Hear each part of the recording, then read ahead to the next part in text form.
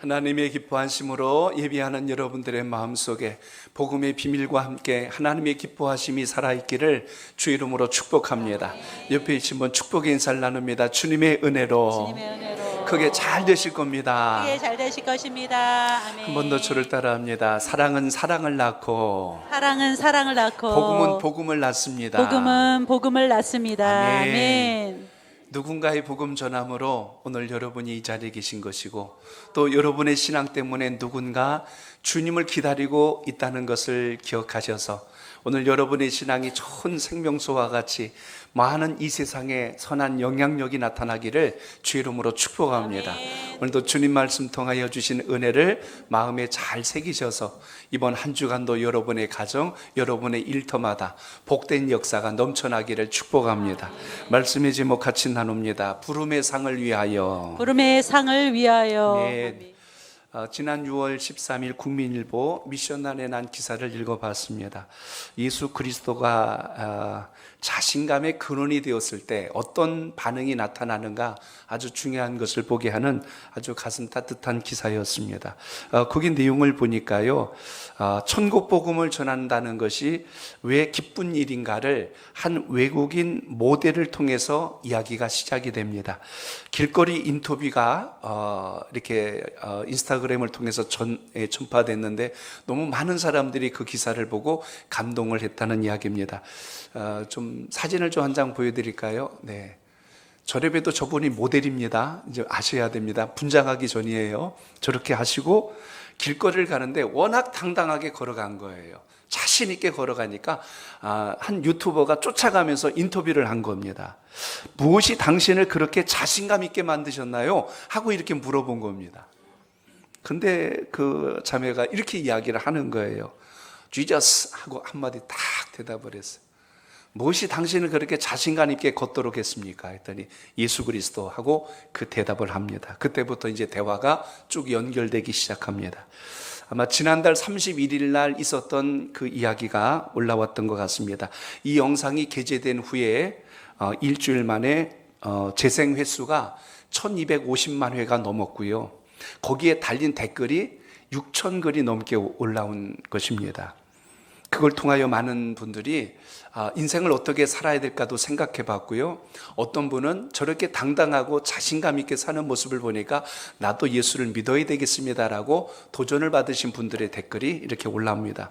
물론 반대로 쓴 분들도 물론 있겠죠. 꼭 그렇게 하고 다니셔야 됩니까? 하고 한 분들도 있겠지만 오히려 선기능이 훨씬 더 컸다는 겁니다. 주인공은 홍콩계 영국인입니다. 그리고 모델로 활동하고 있는 도로시 챙이라고 하는 그 배우입니다.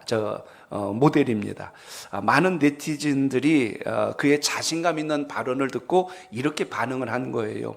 혹시 모를 비판적 시선에서도 불구하고 자신의 신앙을 당당하게 이야기하는 모습을 보고 참 멋지게 보았습니다 하고 이렇게 격려의 글, 감사의 글을 올렸습니다. 오늘 그 대화를 좀 제가 조금 가지고 왔어요. 어떤 대화를 나누냐면 이런 대화가 그 뒤에 이어졌어요.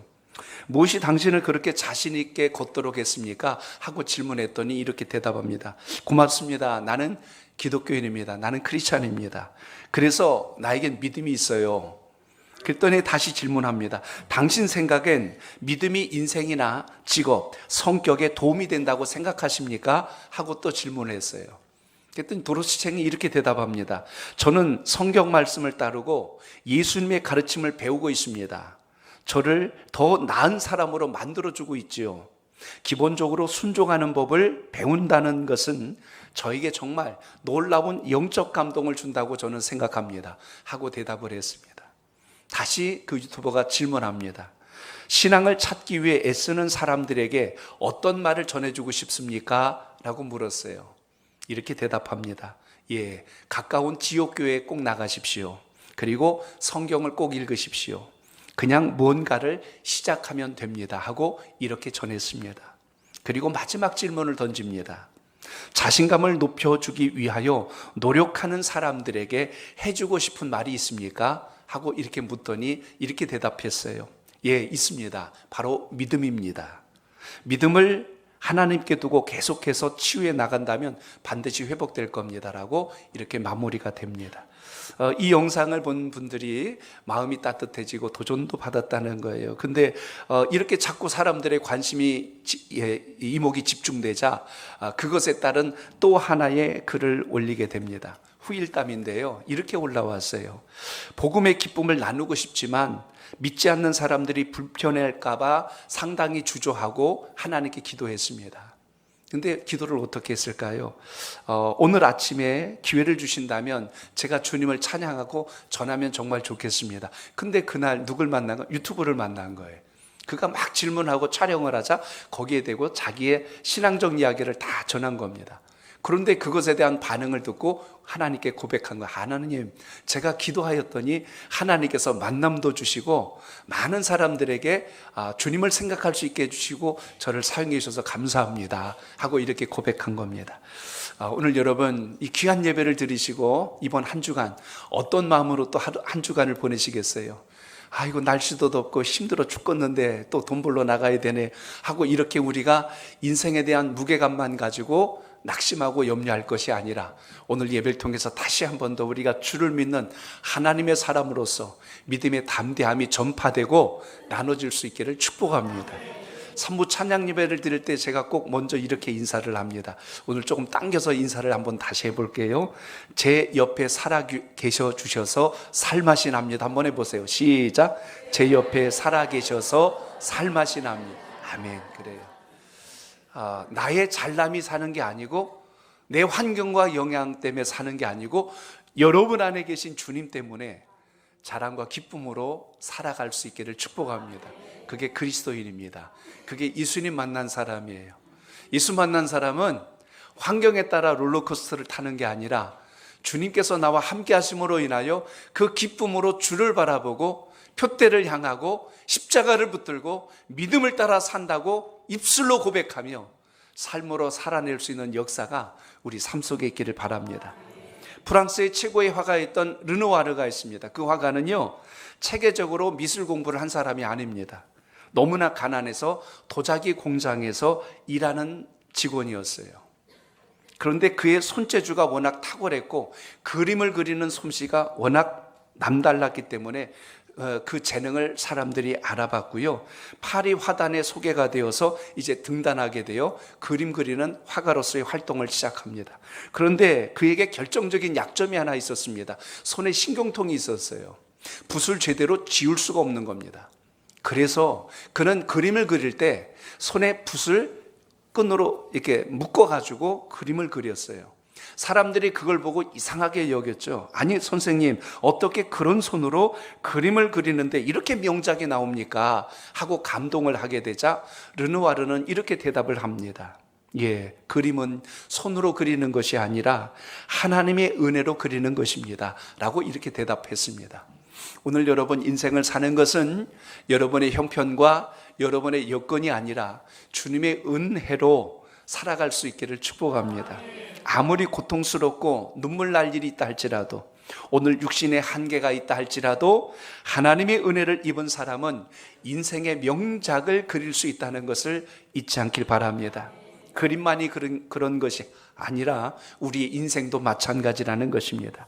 내 인생의 그림을 그릴 때 여러분에게 주신 하나님의 재능, 하나님께서 주신 은사, 하나님 주신 달란트가 있습니다. 그걸 묻어두고 썩혀두는 것이 아니라 내 자랑으로 삼는 것이 아니라 주님을 높이기 위하여 아름답게 선용할 수 있기를 바랍니다.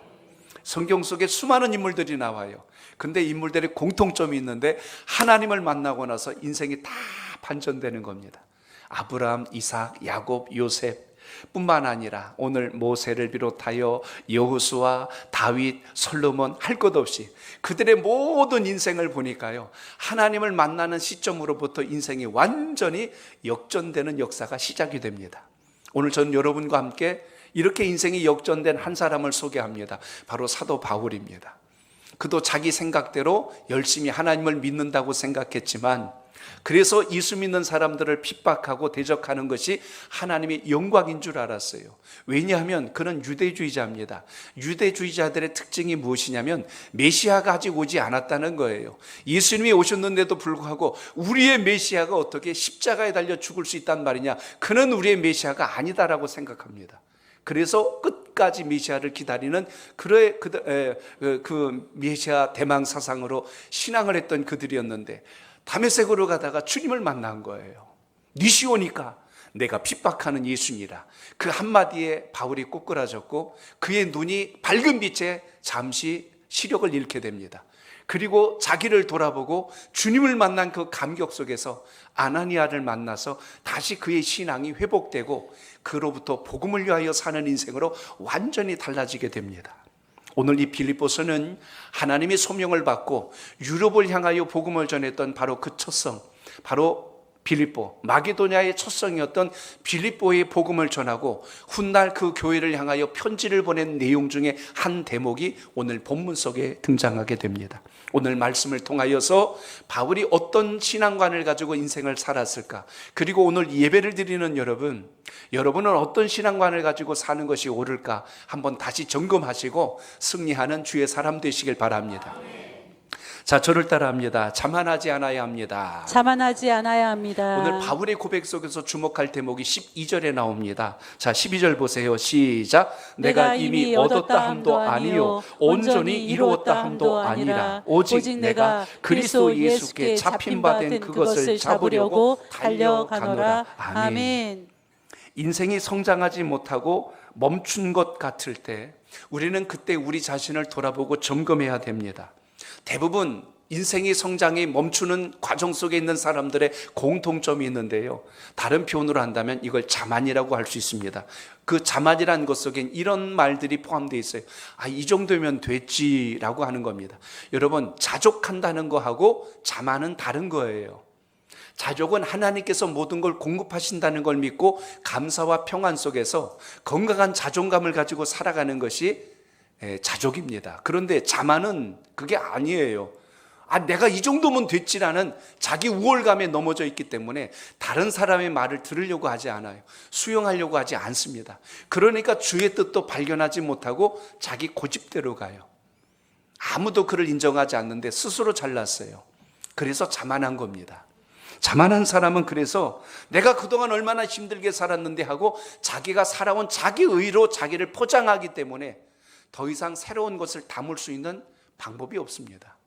그런데 오늘 사도 바울을 보면 그의 고백 속에서 그가 자만하지 않고 오늘 뭐라고 그랬어요? 내가 이미 얻었다 함도 아니요 온전히 이루었다 함도 아니라 오직 그리스도 예수께 잡힌 바 된 그것을 잡으려고 지금도 내가 달려간대요. 여러분, 여기 달려간다는 말, 인생은 누구나 다 달려갑니다. 자기의 꿈, 자기의 소망, 그 비전을 향해서 갑니다. 어떤 사람은 물질을 따라가고, 누구는 명예를 쫓아가고, 어떤 사람은 건강을, 어떤 사람은 자식을 위해서, 이렇게 자신의 모든 꿈들이 하나의 목표를 향해서 가고 있습니다. 달려가는 모습은 똑같이 보이지만 오늘 본문에서 달려가노라라고 했던 이 표현은 하나님이 정한 그 길을 위에서 뛰어간다는 뜻을 가지고 있습니다. 마치 기차가 레일 위에서 갈 때가 가장 정확하게 목표 지점에 도착하는 것처럼 여러분이 열심히 뛰지만 주님께서 보여주신 그 길 위에서 달리지 않고 있다면 그것은 성공한 길도 아니고 바른 길도 아니라는 것입니다. 오늘 이 예배를 통해서 하나님께서 기뻐하시는 그 길 위에서 달려가는 바울과 같은 심정이 여러분의 마음이 되시기를 바랍니다. 그렇기 때문에 자신이 쉼없이 달려간다 할지라도 그것이 주님께서 기뻐한 길이 아니라면 이것은 여러분 열매를 거둘 수가 없다는 것입니다. 그렇기 때문에 오늘 우리의 마지막 최종 목적지까지 있는 힘을 다하여 최선을 다할 때마다 우리가 가져야 할 것은 하나님께서 우리에게 주신 본질을 잃지 않겠다는 영적인 결단을 가지고 승리하는 신앙 되시길 바랍니다. 운동하는 경주하는 선수들을 보세요. 마라톤 경주를 하는 선수도요, 꼬링 지점을 향해서 마지막까지 쉬지 않고 달렸을 때 마침내 그 목표 지점에서 영광의 승리를 거머쥘 수 있습니다.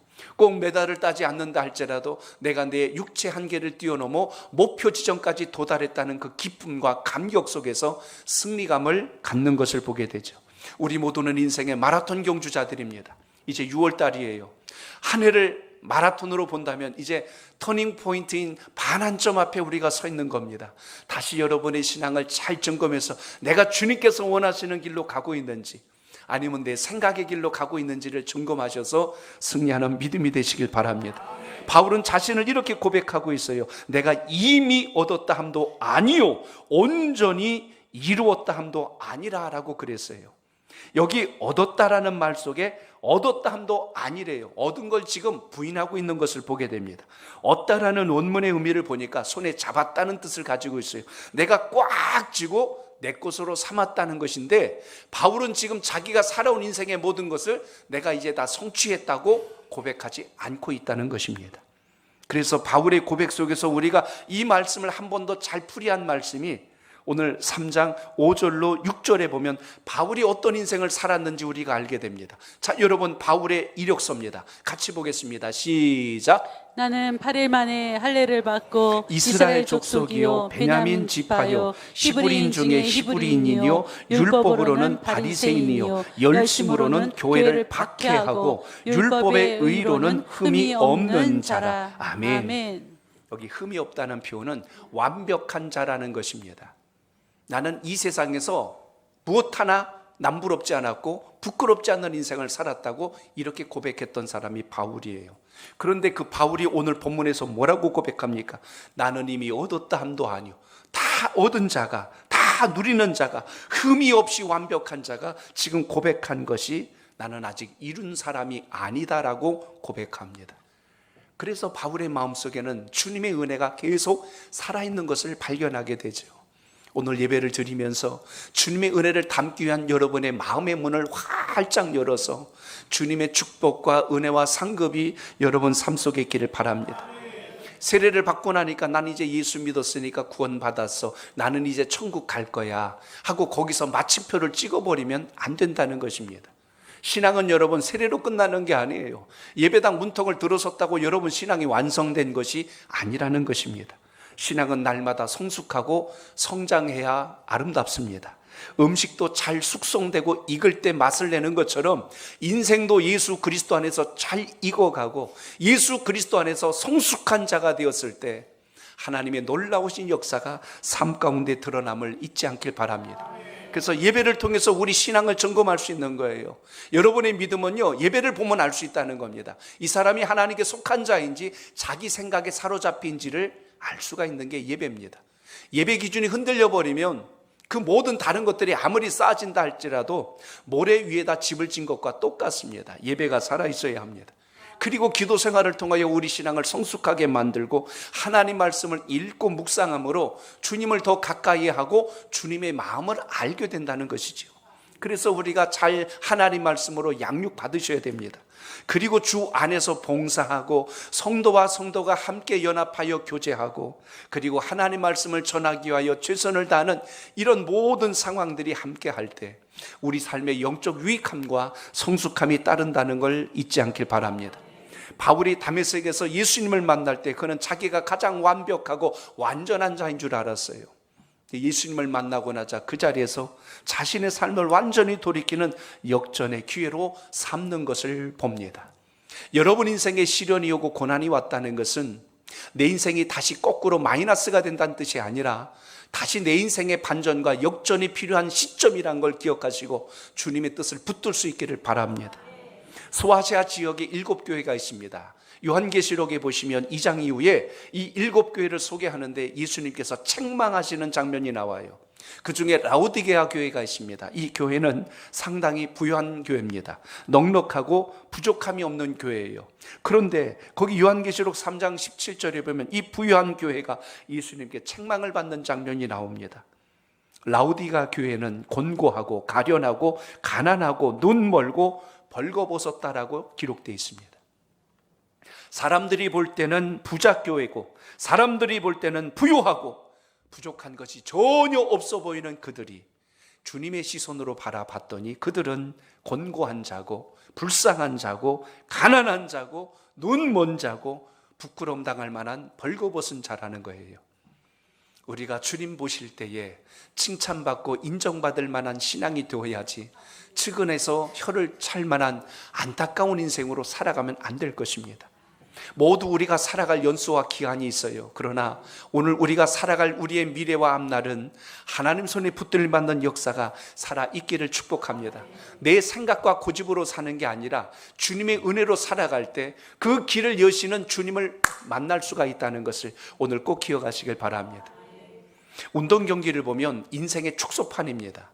그걸 보면서 인생의 성공이 무엇인지, 인생의 패배가 무엇인지를 보게 하는데, 특히 육상 경기를 통해서 우리가 마지막까지 왜 최선을 다해야 되는가를 느끼게 하는 아주 중요한 부분들을 우리가 떠올리게 합니다. 한 두 가지 영상을 은연중에 본 적이 있습니다. 하나는 여러분 한 1500m 달리기 경주였던 것 같아요. 한 20명 이상이 막 달립니다. 계속해서 뛰어나가는데 선두에 달렸던 그 나이지리아 선수인가요? 어디 선수가 있었어요. 근데 맨 앞에 선두를 뛰니까 반드시 이 선수가 끝까지 1등으로 들어올 게 뻔했습니다. 막 뛰는데 맨 뒤에 선수가 하나 있었는데 중국 선수였어요. 뒤에 있다 보니까 카메라 조명도 받지 않았고 맨 뒤에 쳐져 있었는데 한 바퀴 한 바퀴 돌 때마다 한 선수 한 선수를 제치며 나가기 시작을 합니다. 그러다 보니까 거의 결승선 다다랐을 때 누구와 나란히 섰냐면 1등으로 달리는 선수와 같이 서게 된 거예요. 근데 그 선수가 그 앞에 나타났어요. 자, 앞에 나타나니까 여기서 문제가 생겼어요. 1등으로 달리던 선수가 그 선수가 자기를 추월했다고 생각을 해야 되는데 무슨 생각을 하냐면 그동안 마지막 골인점에 들어설 때까지 한 번도 못 본 선수가 나타났잖아요. 그러니까 이렇게 생각을 하는 거예요. 이 선수는 제일 꼴찌였던 선수예요. 그러니까 자기가 한 바퀴 돌 동안 한 바퀴를 뒤쳐져서 못 따라왔다고 생각을 한 거예요. 생각을 잘못했잖아요. 그러니까 이 선수는 아직 한 바퀴 남았다고 생각하니까 여유롭게 뛰고 들어가면서 두 손을 높이 들은 거예요. 근데 어떤 상황이 벌어졌을까요? 그 선수는 1등을 추월해서 1등으로 들어가서 두 손을 높이 든 거예요. 둘이 같이 손을 들고 들어갔어요. 결과가 어떻게 됐습니까? 추월당한 거예요. 근데 그 선수는 끝까지 뒤에서 아직 한 바퀴가 남은 선수로 착각을 했다는 겁니다. 인생을 살면서 착각하면 안 되지요. 내가 볼 때는 다 내 아래에 있는 것 같고 내가 볼 때는 내가 가장 최고인 것 같지만 결코 그렇지 않을 때가 많다는 것입니다. 아마 그 이야기를 여러분 들어보셨을 거예요. 내가 2등으로 뛰고 있는데 내 뒤에 있는 선수, 그 선수가 나를 앞질러 갔어요. 그 선수는 몇 등입니까? 그래요. 몇 등이에요? 1등이죠. 아니죠. 2등이죠. 이해가 안 되세요? 내가 2등으로 뛰고 있는데 내 뒤에 있는 선수가 나를 앞질러 갔어요. 그럼 몇 등이에요? 1등이에요. 그래도 2등이요. 2등. 근데 대부분은 이제 1등으로 생각을 해요. 마찬가지로 우리 인생이 이렇게 착각하면서 살 때가 있다는 겁니다. 제가 또 한 선수를 봤어요. 이 선수는 막 뛰어서 결승전에 거의 다다르니까 틀림없이 이거는 따놓은 금메달이요. 그러니까 자기 나라 태극기를 목에다 걸면서 휘날리면서 뛰고 들어가는 거예요. 얼마나 퍼포먼스를 멋지게 하며 여유롭게 뛰었을까요? 그 뒤에 한 선수가 쫓아오는데 죽을 똥 설똥 하면서 뛰어들어오는데 그 선수를 마지막 그 결승 테이프 앞에서 바로 추월해서 들어가 버리는 거예요. 제가 그 표정을 읽었어요. 아까는요 끝까지 자기가 이긴 줄 알고 웃었는데 이 선수는요 와 하고 웃으면서 V를 그리며 뛰다가 그 선수가 나타나자 눈이 동그래져 버리는 거예요. 얼마나 당황했을까요? 아무도 못 따라올 줄 알았거든요. 거리가 있기 때문에.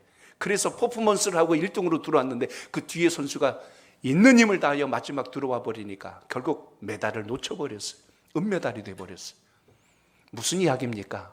마지막 순간까지 최선을 다하는 선수가 이기는 자라는 걸 잊지 않길 바랍니다. 오늘 우리 인생은 다 마찬가지예요.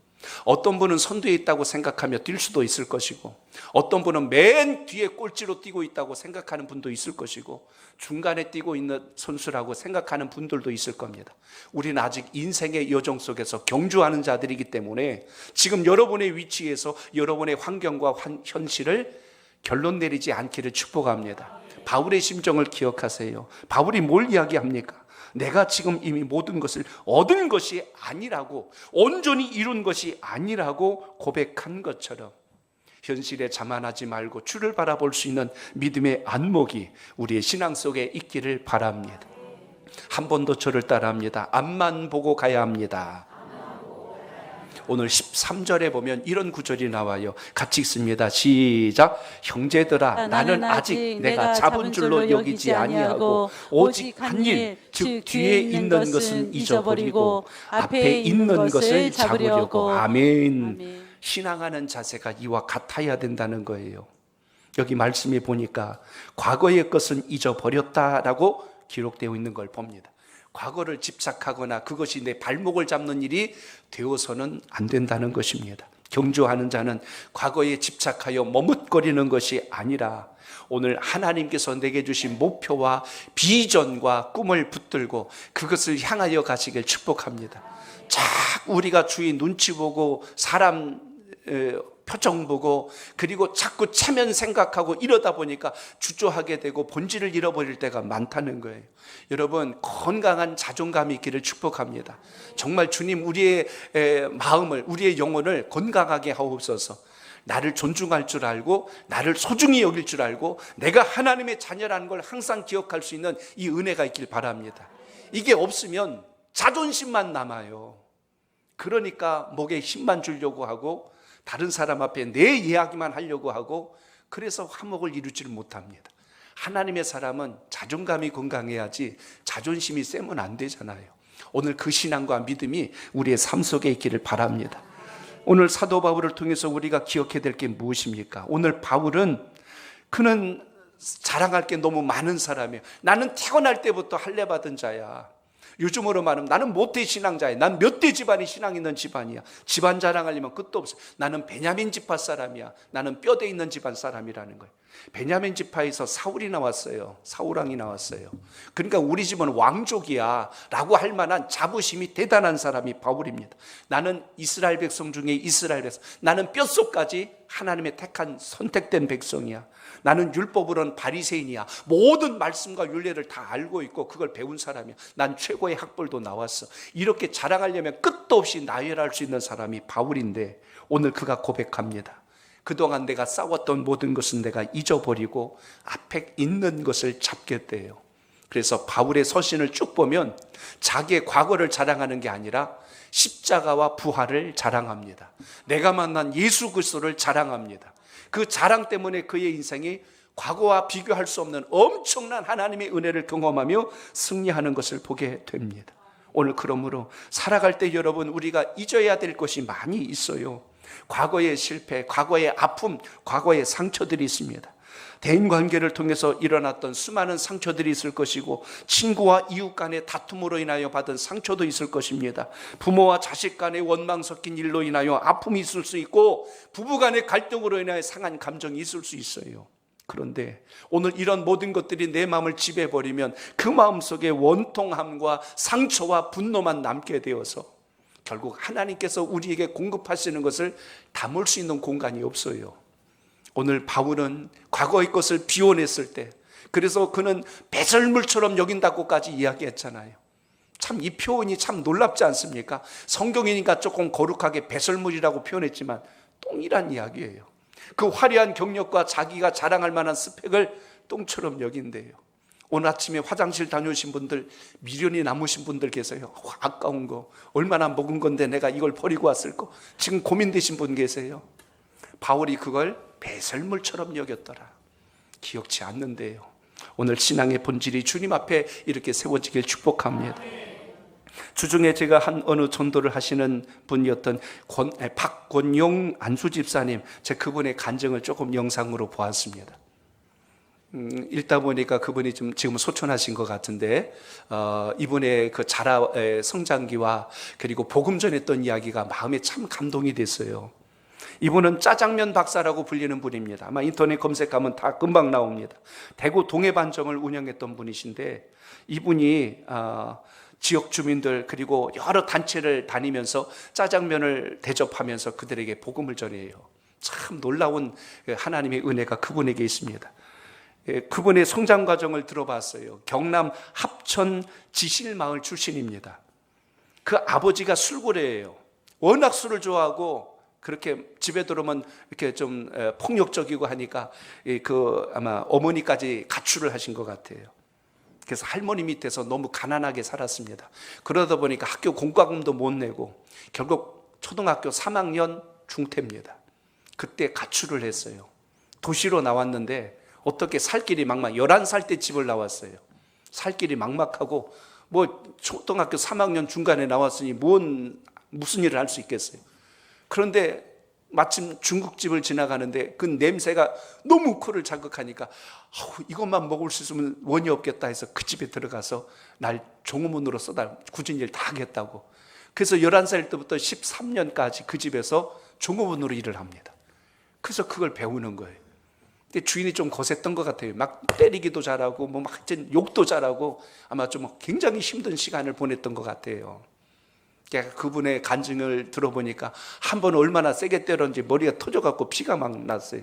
옛날에는 머리 뭐 피나고 그러면 된장 마르잖아요. 근데 그 집 주인은 중국집이라고 닭광을 갖다 붙이더래요. 거기다가 그것도 하여튼 참 눈물겨운 이야기를 우스꽝스럽게 이야기를 하셔요. 이렇게 쭉 이야기를 하고 그리고 이제 군대를 갈 나이가 됐는데 육군 사관학교를 가고 싶었대요. 근데 본인이 가면 다른 사람이 못 간다고 안 갔대요. 그리고 방위를 선택해서 갔대. 그때 방위가 처음 이제 시작할 때라. 그래서 이렇게 하고 1년 후에 이제 제대를 하는데 제대증 찾으러 가다가 아마 어디 벤치에 잠깐 기다리고 있는데 옆에 한 아가씨가 앉으래요. 나중에 보니까 전도하려고 왔던 것 같아. 근데 처음에는 몰랐잖아요. 옆에 와가지고 첫 마디를 하더래요. 얼굴이 참 곱네요 그러더래요. 그러니까 자기 보고 이렇게 저렇게 칭찬하는 사람을 보니까 얼마나 마음이 좋았겠어요. 너무 좋아가지고서 이제 이야기를 이렇게 하다 보니까 이야기하다가 아마 식당도 가게 됐나 보죠. 같이 식사를 하게 되는데 밥을 먹기 전에 기도를 이렇게 간절히 하는데 아니 밥 앞에다 놓고 좀 뭐 하는 거냐고 처음에 마음이 좀 불편했답니다. 근데 그렇게 하고 나서 나중에 이야기하더래요. 예수님께서 저기 오빠를 사랑한대 하고 이제 얘기를 한 거예요. 그러니까 예수님이 누구? 라고 그랬더니 외국인이에요 하고 얘기하더래요. 그 사람이 뭐고 하고 또 물어보니까 오빠를 위해서 죽으셨어요. 그러니까 난 누구 죽인 적 없대 하고 이제 이렇게 처음 이제 전도가 시작이 돼서 그렇게 교제가 시작이 됐어요. 그리고 훗날 이제 교제를 하고 결혼을 해서 이제 종업원에 있던 집에서도 나오고 이제 중국 반점을 차렸는데 주일마다 아내가 교회를 가잖아요. 그러니까 그게 그렇게 못마땅했대요. 그래서 집안 싸움이 말도 못하게 일어났어요. 교회 간다고 막 난리를 치고 지금 손님 오고 손님 받아야 되는데 뭐 하는 짓이냐고 막 이렇게까지 힘든 시간을 보냈는데 어느 날 아내가 저렇게 좋아하는데 한번 가볼까 하고 그렇게 해서 처음 시작한 게 교회에 발을 딛기 시작을 했고 그리고 나서 이제 주일날 문 다 닫고 신앙생활 잘 하면서 이제 하나님께 영광을 올리면서 마음 가졌던 것이 어렵고 힘든 사람들을 보면 외면할 수가 없더래요. 그래서 섬기는 일을 뭐를 할까 기도하다가 내가 짜장면을 잘 만드니까 이걸로 섬겨야 되겠다.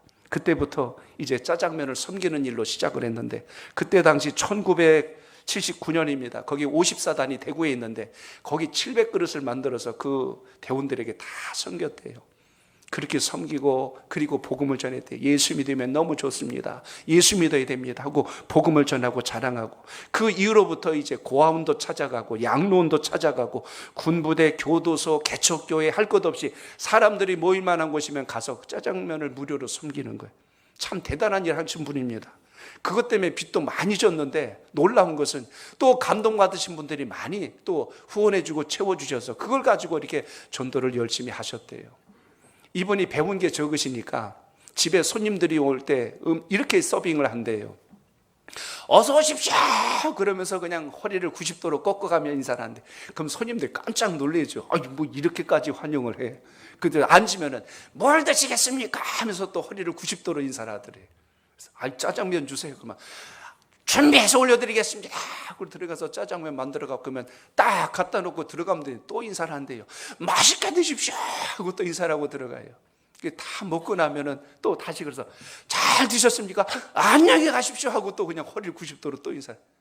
그러다 보니까 어떤 손님은 짜장면을 드시다 운대요. 내가 이 짜장면 한 그릇 먹으러 왔는데 나를 이렇게 대접해 주는 것을 보니까 내가 막 감동을 해가지고 그래서 그분이랑 대화하다가도 복음을 전하게 되고 이렇게 해서 배움이 적은데도 불구하고 이분이 이런 모든 것들에 대해서 잘 섬기려고 하는 마음 때문에 주변 분들에게 알려지고 소문도 나고, 이게 결국 대구시 전체 알려지게 돼서 나중에는요, 대구에서 자랑스러운 시민상도 받게 됐고, 교통부 장관 상관, 건설부 장관 상관, 미 8군 사령관상, 또 육군 교도소장상, 대구 교도소장상, 경북 또 도지사상, 상을 나열하는데 끝도 없어요. 이분이 안 믿는 것 같으니까 그 금색 보자기로 자기 앨범을 가지고 다니는데, 그걸 앞에다가 이렇게 펼치면서 넘기면서 이게 언제 받은 상이고 언제 받은 상이고 이렇게 이야기를 합니다. 하도 알려지다 보니까 이분이 나중에 이제 방송국에도 출연하게 됐죠. 그래서 그때 뭐 느낌표 칭찬합시다 이런 데도 많이 출연을 했고요.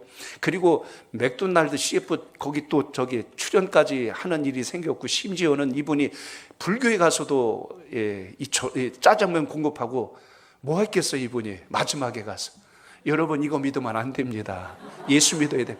그때 목탁으로 맞았대요. 쫓겨났대요. 마지막에서 그만하고 나가라고. 천주교 가면요, 거기서도 예수 전했대요. 여러분, 이런 거 믿으면 안 됩니다. 예수 믿어야 됩니다. 그는 초지일관 오르지 어딜 가든지 부족한 배움 속에서도 자신이 만난 주님을, 자기가 가진 그 재능을 가지고 섬기려는 열심을 가지고 그렇게 최선을 다했던 그 고백을 들으면서 참 마음에 감동이 됐어요. 군인들에겐 위로를 했고, 공직자들에겐 그 일 잘하라고 했고, 또 교도소에 가면 뭐 하려고 남의 집 사는데 기어 들어가 갖고 놀래게 하노, 그런 거 하지 마소 하고 이렇게 하면서 그들에게도 복음을 전하고, 그래서 어딜 가든지 주님 앞에 돌아오는 분들이 그렇게 많이 생겼다고 그분이 간증합니다. 마지막 부분에 그분이 그 이야기를 해요. 내 아들 둘이 있습니다. 다 목회자 됐어요 하고, 그들이 다 지금은 하나님의 일을 합니다 하고 이렇게 고백하는 것을 들어봅니다. 오늘 여러분, 주님 만나면 인생의 꿈이 달라지고 삶의 목표가 달라지고 우리에게 놀라운 변화가 있다는 걸 잊지 않길 바랍니다. 여러분, 주님 믿는 것이 부끄러운 일이 아니고 주님 믿는 일이 이렇게 감사하고 복된 일인데 우리가 어떻게 살아가야 할 것인가, 오늘 다시 한 번 더 기억하는 소중한 예배자가 되시길 축복합니다. 하나만 더 말씀드립니다. 저를 따라합니다. 부름의 상을 위하여 달려가야 합니다. 부름의 상을 위하여 달려가야 합니다. 오늘 바울이 이렇게 고백합니다. 14절 읽습니다. 시작. 둯대를 향하여 그리스도 예수 안에서 하나님이 위에서 부르신 부름의 상을 위하여 달려가노라. 아멘. 둯대를 향하여 그리스도 예수 안에서 달려가는 이유가 있습니다. 부름의 상을 위하여 달려간대요. 여러분, 예수님 믿고 영접하면 하나님의 자녀되고 천국 백성됨을 믿으시기 바랍니다. 그런데 신앙이 여기서 끝나면 안 되잖아요. 세상에도 잘하면 상이 있고 면류관이 있는데 하나님 나라에는 없을까요? 성경은 곳곳에서 이것을 영광의 관, 썩지 않을 관, 그리고 우리에게 있어서 가장 귀한 의의 관이라고 소개합니다. 그래서 여러분, 우리가 주님 나라에서 이 영광의 면류관을 얻는 우리의 신앙이 되시길 바랍니다. 주님 나라 갔을 때 우리가 들어야 될 말씀이 하나 있어요. 여러분, 이 음성 들으면 됩니다. 착하고 충성된 종아, 너 정말 잘했다. 주님 앞에 우리 이 음성 듣기를 축복합니다. 악하고 게으른 종아 하고 이렇게 우리가 책망 맞는 자가 아니라 착하고 충성된 종아, 내가 참으로 잘하였도다. 이러면 여러분 인생 잘 사신 겁니다. 그렇기 때문에 오늘 이 귀한 예배를 드리시면서 지금 나이가 많건 적건 하는 일이 서로 다르건 그건 중요하지 않아요.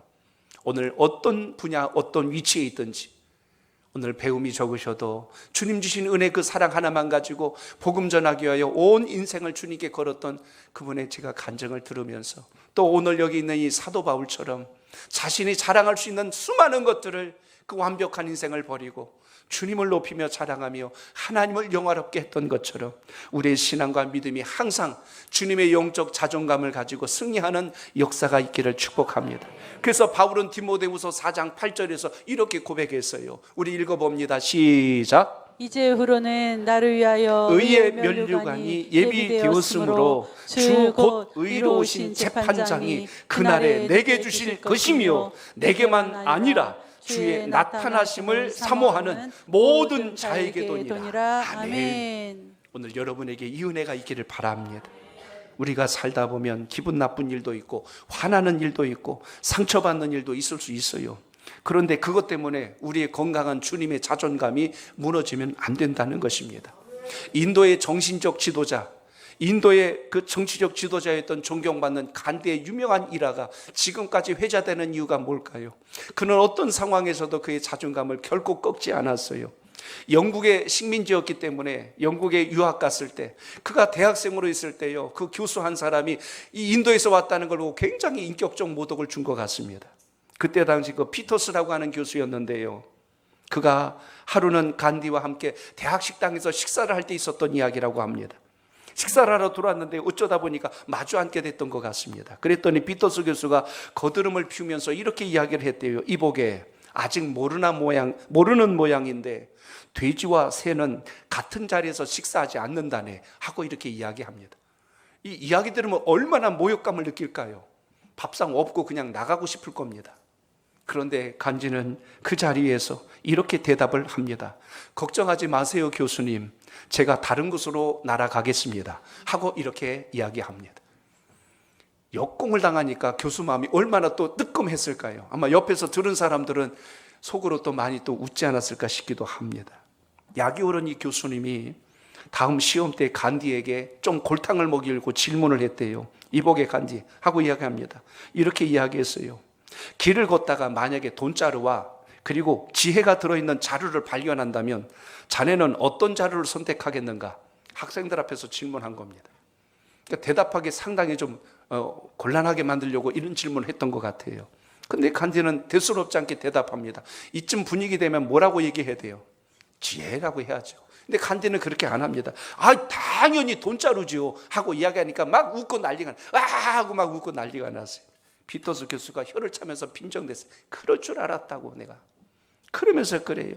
나라면 돈자루가 아니라 저 지혜자루를 선택했을 거야 하고 이야기를 합니다. 그랬더니 간디가 그 자리에서 바로 또 대답을 했대요. 뭐라고 하냐면 이렇게 얘기합니다. 뭐 사람은 다 누구나 각자 자기가 부족한 것을 택하는 거 아니겠습니까? 하고 이야기를 했어요.